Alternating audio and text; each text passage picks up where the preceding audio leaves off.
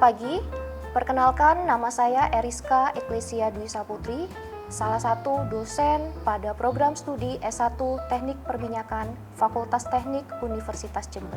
Saya diamanahi untuk mengajar mata kuliah bidang reservoir seperti fluida reservoir, petrofisika, analisis log sumur, teknik reservoir, pengujian sumur, stimulasi sumur dan kerja ulang, simulasi reservoir, peningkatan perolehan minyak, dan kapita selekta reservoir. Video ini disusun untuk memenuhi salah satu syarat sertifikasi dosen tahun 2024. Video ini merupakan bukti dari pernyataan diri dosen unjuk kerja dalam Tridharma Perguruan Tinggi dalam bidang pengajaran. Pada kesempatan ini, saya akan memaparkan salah satu mata kuliah yang saya ampu, yaitu mata kuliah fluida reservoir. Mata kuliah fluida reservoir merupakan salah satu mata kuliah wajib dan inti pada program studi S1 Teknik Perminyakan. Mata kuliah ini disampaikan dengan bobot 2 SKS dan diperuntukkan untuk mahasiswa semester 3. Mata kuliah ini pun menjadi prasyarat untuk mengambil mata kuliah pada tingkat selanjutnya, yaitu Teknik Reservoir 1. Sesuai dengan pedoman penyelenggaraan pendidikan tinggi Universitas Jember, mata kuliah ini akan dilaksanakan dalam 16 minggu, di mana dalam setiap minggu terdapat pembelajaran tatap muka, pembelajaran terstruktur berupa penugasan, dan pembelajaran mandiri.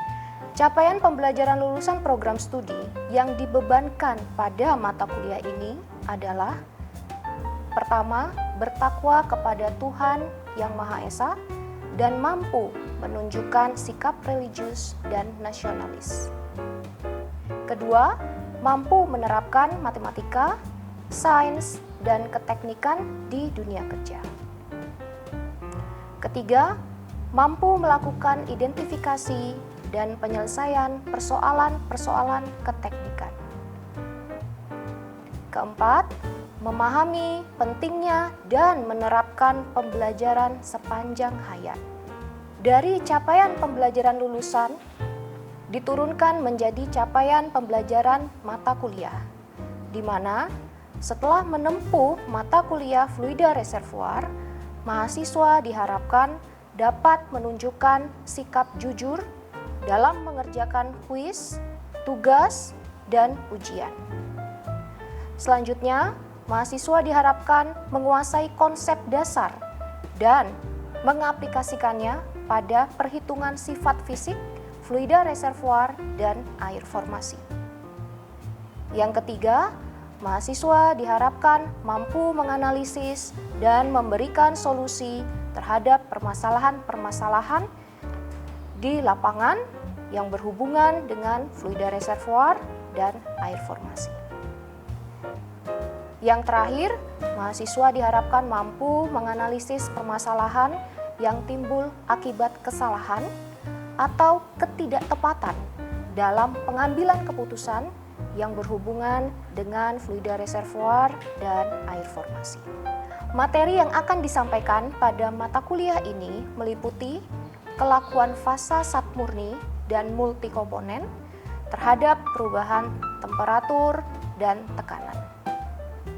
Yang kedua adalah kimia organik dari hidrokarbon.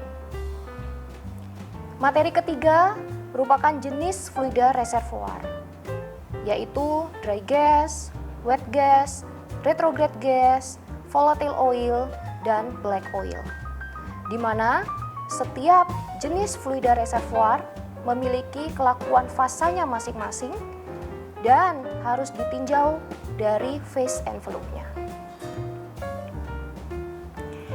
Materi yang keempat adalah sifat fisik dari masing-masing fluida reservoir beserta perhitungannya. Selanjutnya adalah karakteristik air formasi, sifat fisik dari air formasi, dan perhitungannya. Yang terakhir adalah permasalahan-permasalahan yang terjadi di lapangan yang berkaitan dengan dengan fluida reservoir serta air formasi. Berikutnya, saya akan menjelaskan tentang delivery, interaction, dan assessment. Mata kuliah ini akan disampaikan secara luring maupun daring. Tatap muka secara luring dilaksanakan menggunakan fasilitas ruang kelas, serta tatap muka secara daring dapat menggunakan video conference Zoom meeting. Selain itu, pembelajaran juga dapat menggunakan media asinkronus yang dikembangkan oleh Universitas Jember, yaitu Sistem Informasi Terintegrasi atau dikenal dengan SISTER, yang di dalamnya berisi beberapa sistem pendukung, mulai dari presensi, sharing materi, bahkan pengumpulan tugas. Dalam SISTER ini juga terdapat grup chat untuk mempermudah interaksi antara dosen dan mahasiswa dalam satu kelas. Selain itu, juga terdapat menu Telegram yang terintegrasi dalam SISTER sebagai media penyampaian informasi kepada mahasiswa. Metode pembelajaran yang diterapkan dalam mata kuliah ini yaitu Student Centered Learning atau pembelajaran yang berpusat pada mahasiswa dengan bentuk yang disesuaikan dengan capaian pembelajaran mata kuliah yang ingin dicapai. Dalam hal ini, dosen hanya bersifat sebagai fasilitator, pihak yang aktif adalah mahasiswa. Untuk materi dasar, metode pembelajaran yang saya gunakan berupa ceramah untuk memberikan pemahaman dasar bagi mahasiswa yang diselingi dengan pertanyaan-pertanyaan untuk memantik diskusi di dalam kelas. Ada juga tutorial terkait dengan perhitungan sifat fisik dari hidrokarbon dan air formasi.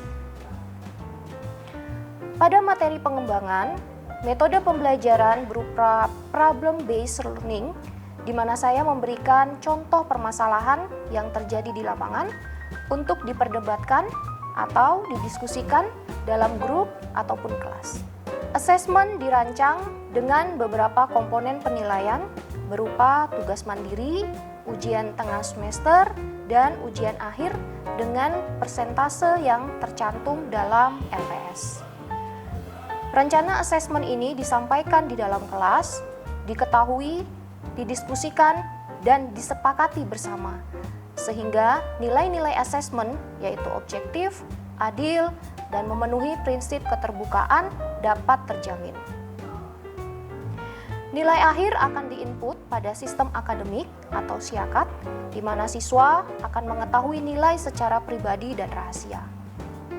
Mahasiswa juga berhak melakukan unggahan untuk mengkonfirmasi nilai yang mereka dapatkan pada kurun waktu yang diberikan. Selanjutnya akan ditampilkan salah satu pertemuan yang dapat dijadikan contoh pelaksanaan pembelajaran pada mata kuliah Fluida Reservoir. Baik, sekarang kita mulai perkuliahan kita untuk pertemuan yang kedua. Tapi sebelumnya, mari kita berdoa menurut kepercayaan kita masing-masing, supaya apa yang kita dapatkan pada siang hari ini bisa berguna bagi kita semua. Berdoa dimulai. Oke, berdoa selesai. Untuk minggu kedua ini, kita akan masuk ke dalam materi jenis dari fluida reservoir. Namun sebelum kita melanjutkan materi, kita akan mengulas kembali materi minggu lalu. Siapa yang masih ingat materi minggu lalu? Ada yang masih ingat? Diagram fasa. Oke. Minggu lalu kita membahas tentang diagram fasa khususnya untuk zat murni. Sebelum kita mengulas kembali tentang diagram fasa, maka kita perlu tahu hubungan antara tekanan dan temperatur terhadap kedalaman. Siapa yang bisa menjelaskan kenapa kita perlu tahu hubungan antara tekanan dan temperatur terhadap kedalaman? Ya, silakan. Yang saya tahu hubungan antara kedalaman dan pressure ataupun temperatur, di mana semakin dalam kedalaman maka pressure ataupun temperatur itu semakin dalam juga.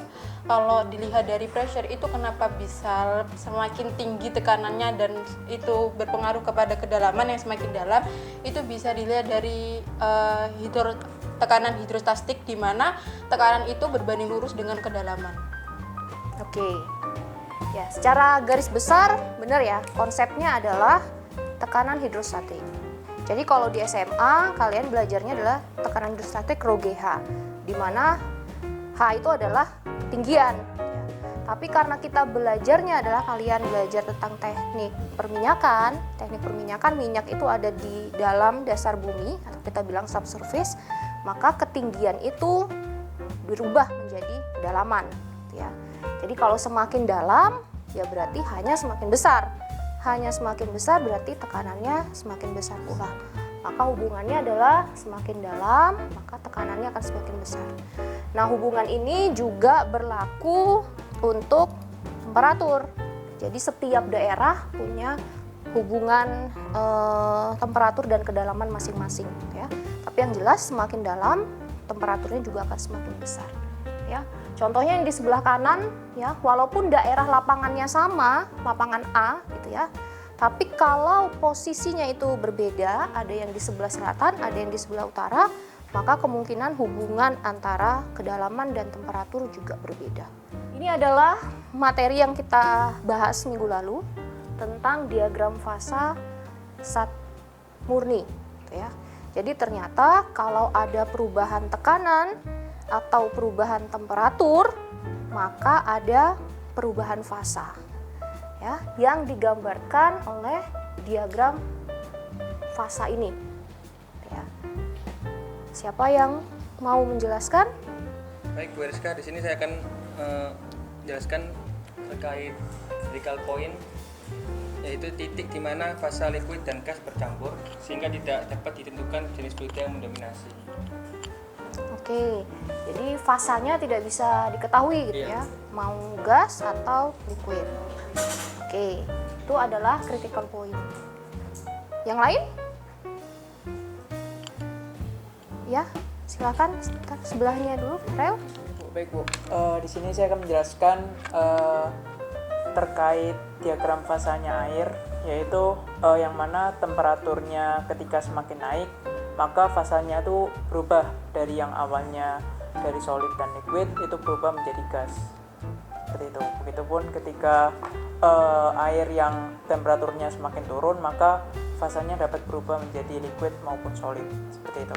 Kalau awalnya kita punya bentuknya solid, kalau kita turunkan terus, maka dia bisa masuk ke dalam daerah gas, maka fasanya berubah menjadi gas. Kalau temperaturnya kita naikkan, maka kemungkinan dia bisa berubah menjadi liquid. Kalau kita tambah lagi, maka dia akan juga menjadi gas. Jadi perubahan tekanan dan temperatur itu mempengaruhi fasa dari suatu fluida. Tadi sudah saya sampaikan bahwa namanya kita teknik perminyakan, ya, hidrokarbon kita ada di dalam reservoir, di dalam subsurface, gitu ya, di mana tekanan dan temperaturnya berbeda dari permukaan. Jadi pada saat kita memproduksikan minyak atau gas, maka di permukaan bisa jadi fasanya bukan liquid atau gas lagi. Oke, itu yang pertama. Nah, yang kedua, perubahan ini itu menimbulkan permasalahan. Bisa permasalahan, bisa juga perubahan ini menyebabkan kita harus mengembangkan strategi untuk produksi yang akan kita lakukan. Ya. Oleh karena itu, pemahaman tentang jenis-jenis fluida reservoir itu sangat dibutuhkan. Ya. Dari kalian memahami jenis reservoirnya, kalian bisa mengembangkan lapangan kalian seperti apa, sehingga bisa mengurangi kemungkinan masalah yang terjadi. Diagram fasa untuk multikomponen, karena minyak atau gas kita itu adalah hidrokarbon multikomponen, maka bentuk diagram fasanya adalah seperti itu, yang biasanya kita sebut sebagai phase envelope. Ya. Nah, di dalam phase envelope ini sebenarnya mirip, kriterianya ada banyak nih, ada critical point juga, tadi seperti yang dijelaskan oleh Bintang, ya. Kemudian ada yang namanya garis bubble point dan garis dew point. Nah, siapa yang bisa menjelaskan apa itu yang disebut dengan garis bubble point? Garis bubble point itu ditunjukkan dengan BC, ya. Kemudian CD itu adalah garis dew point. Silakan, siapa yang mau menjawab? Ya, silakan. Baik, saya akan sedikit menjelaskan terkait bubble point curve atau garis bubble point. Garis bubble point merupakan garis di mana batas sebuah liquid itu mulai memperlihatkan gelembung udara. Oke, batas di mana fase liquid mulai berubah menjadi fase gas. Oke. Itu yang bubble point line atau bubble point curve. Kemudian kalau dew point adalah titik di mana ya gas itu mulai mengembun kan itu. Jadi dia berubah fasanya menjadi liquid. Ya, kalau dew point line atau curve ya berarti garis di mana yang menunjukkan fase gas itu mulai mengembun menjadi fase liquid. Ya. Oke. Selanjutnya. Ini cukup jelas kan ya? Oke. Selanjutnya.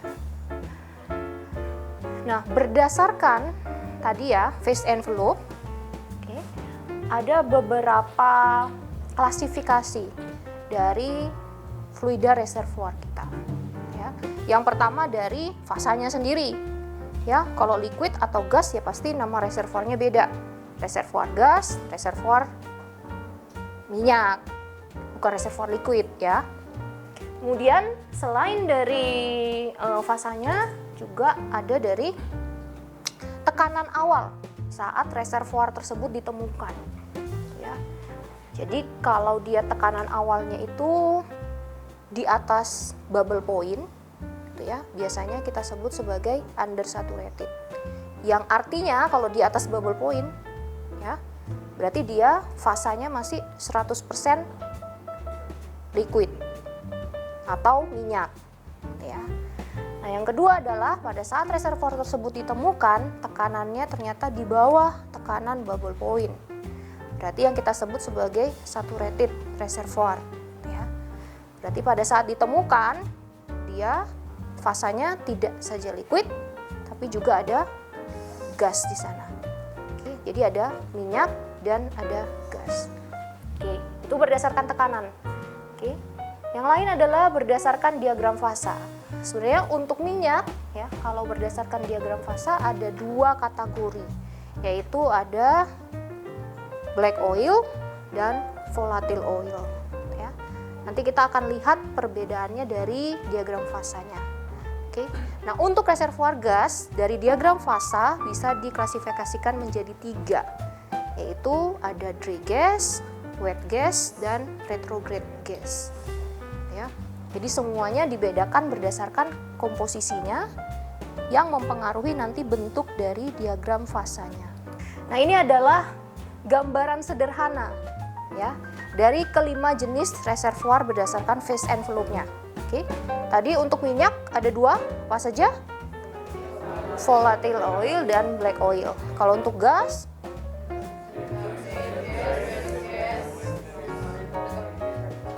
retrograde gas, wet gas, dan dry gas. Jadi kalian lihat ini secara sederhananya. Jadi kalau dia gas, pasti dia lebih ringan. Ya dong, kalau kalian bawa botol air kosong, berarti kan isinya gas tuh. Ya, udara. Sama botol air isinya air, beratan mana? Isinya air. Berarti gas itu pasti lebih ringan daripada minyak, ya, daripada liquid. Maka bentuk phase envelope-nya dia akan lebih berdiri. Ya, jadi kalian lihat untuk dry gas, wet gas, ya, retrograde gas. Ya, retrograde itu nama lainnya juga kondensat gas, ya. Itu bentuknya lebih berdiri. Mulai dia masuk ke liquid gitu ya, fasanya minyak gitu ya. Volatil bahkan black oil dia posisinya akan lebih tidur gitu ya, landai. Karena dia secara fraksi dia lebih berat. Jadi C panjangnya C12 gitu ya ke atas itu lebih banyak. Untuk phase envelope ya, di kanan dari critical point itu adalah gas ya. Di kiri dari critical point itu adalah liquid. Ini adalah P dan T ya. Oke. Jadi kalau kita mau menggambarkan tentang oil atau minyak, berarti dia tekanan awal reservoirnya ada di bagian sebelah kiri dari critical point-nya. Misalnya di sini. Oke, jadi pada saat reservoir tersebut ditemukan, dia punya P dan T tertentu. Pada saat dia diproduksi, gitu ya, sekarang fluida atau minyak yang ada di dalam reservoir tuh, di dalam, kita bawa tuh ke atas. Oke. Maka akan terjadi pengurangan tekanan. Bener kan? Ya. Bahwa tekanan itu berbanding lurus dengan kedalaman. Pada saat tekanan berkurang, turunlah dia kan, ke bawah nih turun. Oke. Maka dia akan menyentuh garis tadi bubble point-nya. Maka awalnya yang fasanya hanya liquid, sekarang mulai muncul gas. Sampai kapan dia mulai muncul gas? Ya tergantung. Sekarang surface-nya tekanannya berapa? Itu kan ya. Misalkan tekanan surface-nya di sini ya. Oke. Maka dia akan punya campuran sekarang ya. Berapa persen liquid, berapa persen gas. Nah, berapa persennya jumlahnya itu tergantung seberapa banyak penurunan tekanannya. Makin tekanannya berkurang, ya makin banyak juga gas yang akan terbentuk. Gitu ya. Jadi kalau dia makin berkurang, ya makin melewati banyak garis bubble gitu kan ya. Oke. Jadi akan makin banyak juga gas yang terbentuk. Gitu ya. Nah sekarang kemudian dari wellhead, kemudian larinya kemana nih kalau produksi? Ke separator. Ya. Nah kalau separator dia pasti tidak saja tekanan yang berubah, tapi juga temperatur. Ya, jadi biasanya akan berubah. Ini adalah black oil. Ya. Lalu bedanya apa dengan volatile oil? Bedanya hanya pada garis bubble-nya atau garis phase envelope-nya. Ya. Namanya juga volatil. Volatil artinya apa? Mudah menguap kan? Mudah menguap. Berarti dia mudah berubah fasa dari liquid menjadi gas. Jadi kalau tadi black oil adalah garisnya renggang gitu ya. Sekarang volatile oil dia akan garisnya lebih rapat. Jadi dia turun sedikit, gasnya banyak. Turun sedikit, lebih banyak lagi langsung gasnya yang terbentuk. Itu bedanya antara volatile oil dengan black oil. Sampai di sini jelas? Jelas ya. Nah, sekarang kita masuk ke reservoir gas. Kalau dia dry gas karena fasanya fase ringan, gitu ya, banyakan C-nya yang ringan, maka biasanya phase envelope-nya itu cuma kecil. Karena sekarang kita berbicara tentang reservoir gas, maka pada saat reservoir itu ditemukan, tekanan dan temperaturnya ada di sebelah kanan dari critical point. Karena kita produksikan gasnya, maka ada penurunan tekanan. Turun. Kemudian setelah dari wellhead ke separator. Nah, separatornya untuk dry gas, ya, kondisi P dan T separator itu masih berada di luar dari phase envelope. Maka sepanjang produksi, ya, baik di reservoir, di wellhead maupun di separator, fasa dari dry gas tetap sama, yaitu gas. Wet gas phase envelope-nya lebih besar sedikit, gitu ya, saat reservoir tersebut ditemukan. Kemudian pada saat kita produksikan terjadi penurunan tekanan. Penurunan temperatur ada, tapi tidak signifikan dibandingkan penurunan tekanan. Maka pada saat di wellhead, fasanya masih gas, karena di luar dari phase envelope. Kemudian pada saat sampai di separator, berada di dalam phase envelope. Ada minyak dan gas di separator kita. Makanya namanya wet gas. Kalau tadi dry, kering, sekarang wet, basah. Karena dia ada perubahan fasa dari gas ke liquid. Untuk retrograde, pada saat ditemukan, tekanan dan temperaturnya masih di sebelah kanan ya. Pada saat diproduksikan seperti tadi, tekanannya berkurang ya. Maka dia turun tuh. Kemudian dia masuk ke phase envelope. Ketemu dengan bertabrakan dengan dew point atau dew point line-nya. Oke.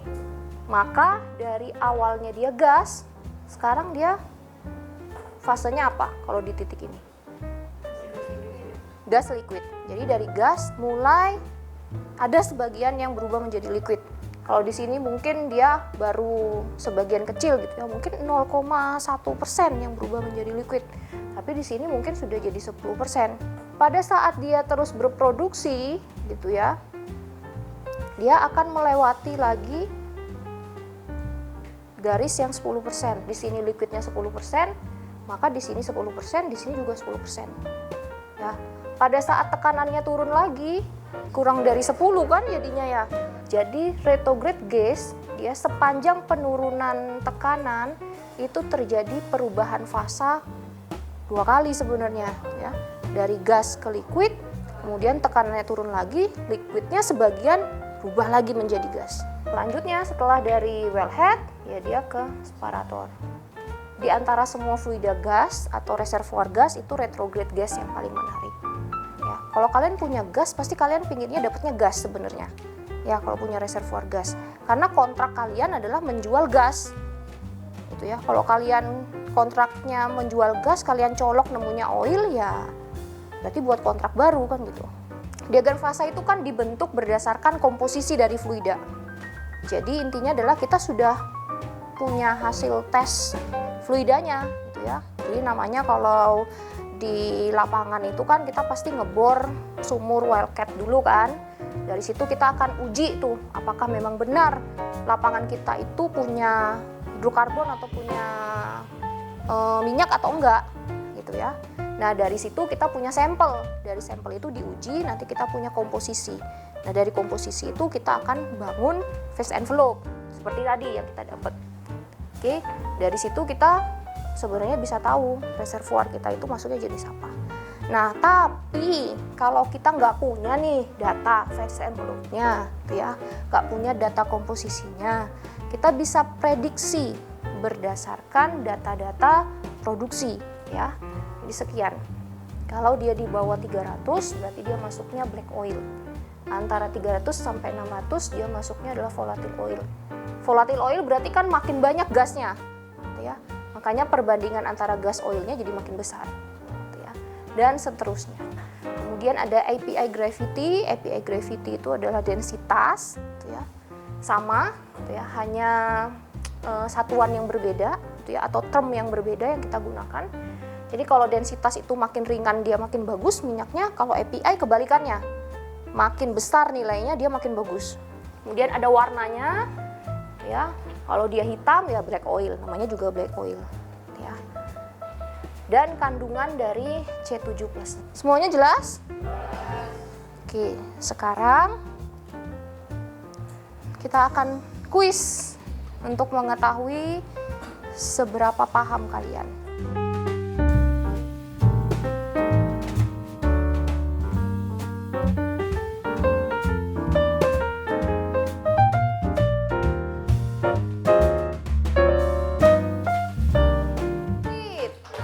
Juara 1. Nanti tolong ya disampaikan nama-nama aslinya.